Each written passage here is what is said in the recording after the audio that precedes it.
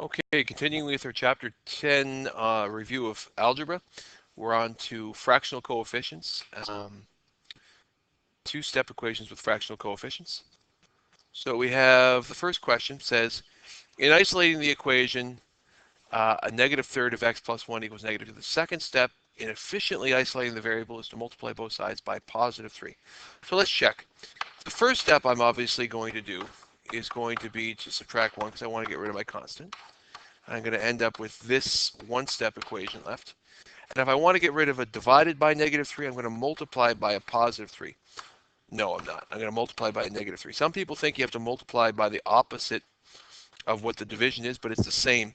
Here, this is why the confusion happens, because I add 1 and subtract 1. Adding a 1 and subtracting a 1 are opposite operations. Dividing by negative 3 and multiplying by negative 3 are opposite operations. So you don't have to use the opposite numbers. Here it looks like they're opposite numbers, but they really are just adding a 1 and subtracting a 1. Dividing by a negative 3, multiplying by a negative 3. That will give you x equals 9 as your solution.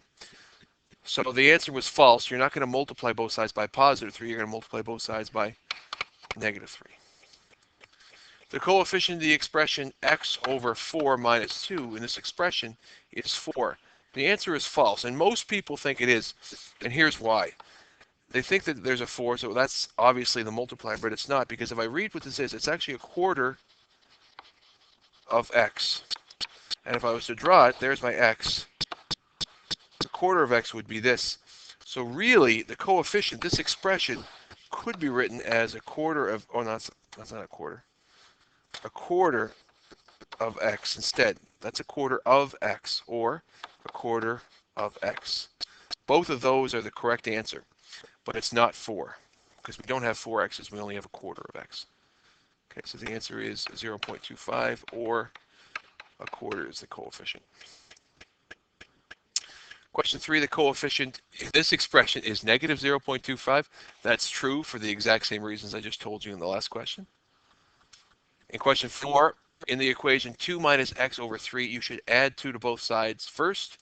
The answer is false, because this is a positive 2. Some people see the negative sign behind it and think it's a negative 2, but if I was drawing it, I would use a positive 2 for that. So the first step would be to subtract 2 from both sides. I'd be left with this as my answer. Remember, this negative sign is best works when it's in its denominator. So the answer for this is false. You subtract 2 from both sides. Question 5, we just have solve for x. So the first thing I do is get rid of my constant, which is subtracting 10 from both sides. Negative half of x is going to be negative 11. Multiply both sides by negative 2. And the value of x is a positive 22. Remember, a negative times a negative is a positive. This is question 6. Our constant is 6, so we're going to subtract 6 from both sides to get rid of my constant. I have a negative half of x equals negative 7. All right, negative 7. I'm going to multiply both sides by negative 2. And x will equal a positive 14. Because a negative times a negative, again, is a positive. Question 8.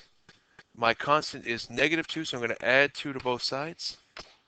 Now, notice what I have left here. I have this left. As we stated before, if you have this is the same thing as this, and is the same thing as this. And when given all three choices, the one you should gravitate to is that one. So when I rewrite my next step, I'm going to rewrite it like this. Because now I simply have to multiply both sides by negative 8. And x will equal a negative 24. Question 8 says model. So this is a quarter of x. So again, just like we did in our first show, there's a quarter of x there. Minus 1 equals negative 2. So I'm going to add 1 to both sides first to get rid of my constant. I now have a quarter of x equals negative 1. I need 4 of these to make a full x. So I'm going to double it. I'm going to triple it.